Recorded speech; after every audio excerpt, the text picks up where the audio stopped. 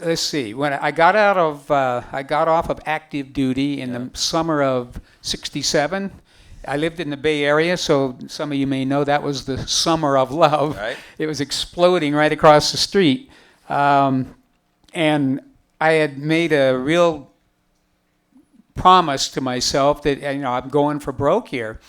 And so I decided I needed to get organized. We talked a little bit about this before. I had always just sort of written a song as it kind of happened. I'd go find a napkin or piece of paper somewhere and I'd scribble some words on it, and maybe weeks would go by or some amount of time, and finally I'd have a whole song with no real, what am I going to do with the song? There was no real reason to have a song. I just felt compelled to write a song. Now I knew it was different. I had to sort of direct it a little better. So I went down to the local drugstore and bought a little notebook, which what I was going to do was put my ideas into the notebook. When I had an idea about a song, it quickly really became a song title book. In fact, I bought the little thing and the little slug of paper to stick in it, and came home and put that in there, and I think the title page is song titles. And then it was empty. Remarkably, a few days or weeks later, I got the phrase "Proud Mary" came to me. So I went and got my book, and that was the very first entry on the first line, "Proud Mary." I didn't have a clue what that meant. But, obviously you can see that the idea of getting organized was a pretty good one. As I began to, write and fill in other things. I think within those first 2 or 3 pages, there's Bad Moon Rising, Lodi, don't know if Born on the Bayou is there, but there were like 3 or 4 really strong titles right away. And I began to,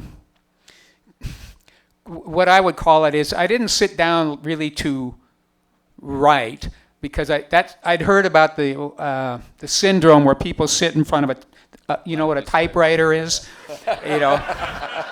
Guys are going to write a novel like Ernest Hemingway, right? And they'd put the paper in the typewriter, and then they'd stare at the blank paper for ages, right? And I was well aware of that syndrome that, the best I can do is create the atmosphere where something might happen.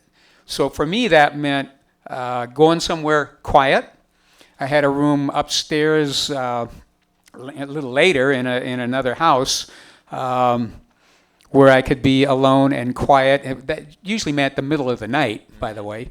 I would cup of coffee. In those days, I smoked. Cigarettes, one of those yellow pads of paper, and my guitar.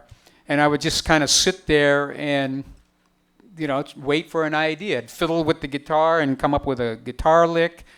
It was just one of those deals where I wanted to, set it up so that something might happen. Now, I have to say that I was pushing myself to write songs.